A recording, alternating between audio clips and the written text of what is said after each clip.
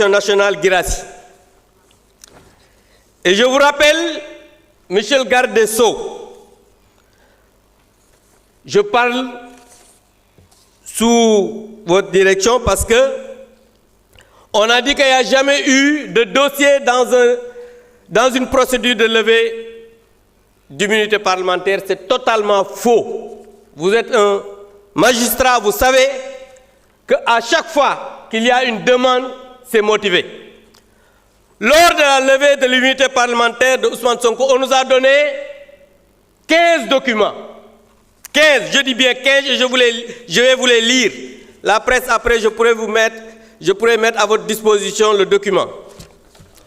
On nous a donné le procès-verbal de synthèse, le procès-verbal d'audition de Mme Adji Sarr, le procès-verbal d'audition de Mme Aïssata Ba, le procès-verbal d'audition de M. Ibrahima Koulibaly, le procès-verbal d'audition de M. Sidi Mohamed Maï, le procès-verbal d'audition de Mme Ndaye Khady Ndiaye, Boussouid Boté, le procès-verbal de mise en présence de Adji Sarr et Aïssata Ba mooy deuxième masseuse bi, le procès-verbal de mise en présence de Adji Sarr et Ndaye Khady Ndiaye, copie de la plainte de Mme Adji Sarr, copie de réquisition de la personne qualifiée, maanaam examen Adji Sarr bi ñu defoon hôpital, copie de l'agrément de Mme Ndaye Khady Ndiaye bu Sweet Beauté, copie du rapport médical suite à la consultation de Adji Sarr mooy bi ñu ko consulté hôpital, copie de l'attestation médicale concernant la fille de Ndaye Khady Ndiaye ndax prématuré la woon copie baa ngi ci biir, copie de l'accusé de réception de la convocation de Ousmane Sonko, 15e document, copie du courrier collectif des avocats de Ousmane Sonko. Donc lii mooy li nga xam ne moo nekkoon ci dossier ba. Beneen bi mooy ñii ñu ñëw ñuy def levée d'immunité parlementaire sans document. Aujourd'hui ñi war a poursuivre mooy le groupe PASTEF pour association d'escroquerie politique portant sur une manipulation à exécuter une commande politique du Premier ministre Ousmane Sonko en utilisant frauduleusement le règlement intérieur de l'Assemblée nationale qui est une loi organique. Monsieur le ministre, Ousmane Sonko moo wax ne Farba Ngom dootul bokk ci élection fii ci Sénégal. Tey ñu ñëw ne dañ koy jël def une manipulation pour le livrer à la justice, mais tout à l'heure madame la présidente l'a dit. Dama bëgg ngeen xam ne fii ragal yeewoowu fi. Monsieur le ministre, moi je vous ai connu magistrat digne, libre. Ousmane Sonko moo wax ne vous n'êtes pas un homme libre parce que yow autorité politique nga, su la waxee jàppal diw da nga koy jàpp. Loolu moom moo ko wax. Moom moo wax ne su la waxee ne jàppal diw, vous êtes obligé d'appeler le procureur mu poursuivre cette personne. C'est lui qui l'a dit, alors que bi ngay liggéey nekk magistrat di prêter serment mi ngi jàng. Loolu nag je pense que Sénégalais yi en jugeront. En tout cas, ce qui est en train d'être fait, c'est une escroquerie politique, et pour l'affaissement de l'Assemblée nationale, nous ne pouvons pas participer à ça, et je demande à mes collègues de se retirer pour ne pas participer à cette mascarade. Je vous remercie. Djeredjef, non, vous n'avez pas la parole. Vous n'avez pas la parole. Vous n'avez pas la parole. Vous n'avez pas la parole. Honorable Mben Faye, asseyez-vous, vous n'avez pas la parole. Le débat est clos.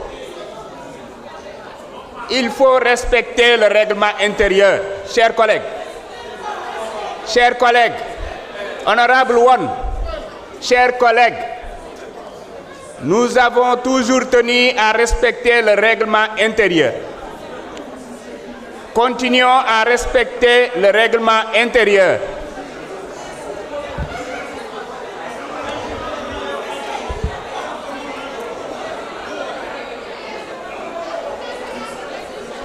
Mes chers collègues,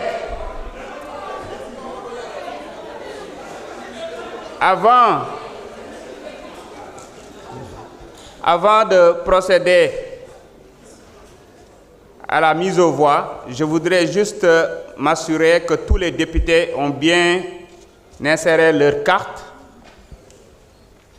et que tous les députés ont pu intégrer la réunion.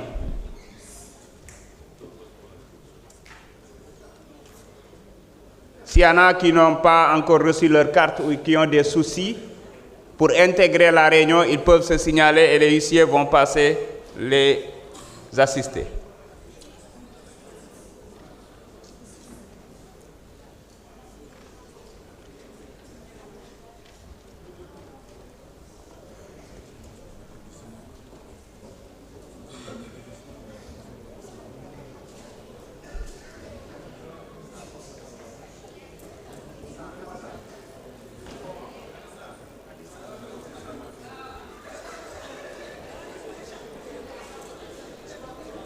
Est-ce que tout le monde a reçu sa carte?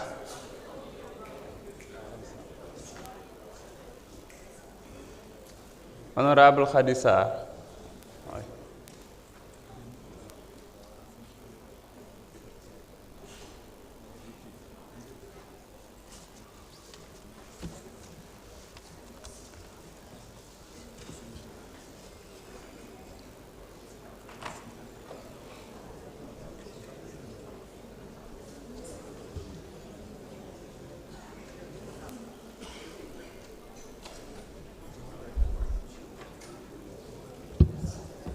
Est-ce que tout le monde a pu intégrer la réunion?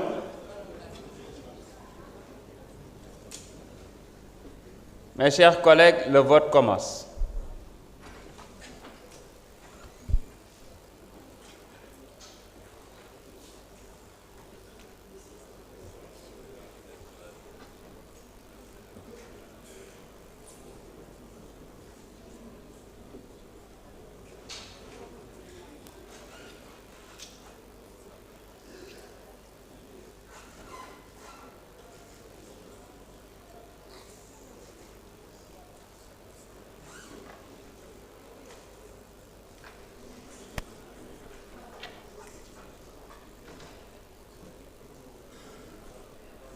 Est-ce que leer na pour ñëpp? Vote bi tàmbali na. Ñi nga xam ne dañu bëgg a voter pour lever immunité parlementaire bi, ñi bëgg a voter contre ak ñi ci bëgg a maandu. Parce que devant écran yi di ngeen gis ñetti option yi. Am na suñu ay naataango yoo xam ne dañoo délégué seen vote ñu toll ci 10 fukki député yoo xam ne dañoo délégué seen vote. Dinañ ci tenir compte.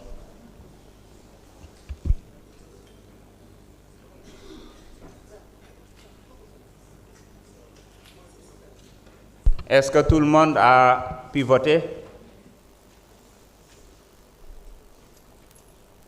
Le vote est terminé.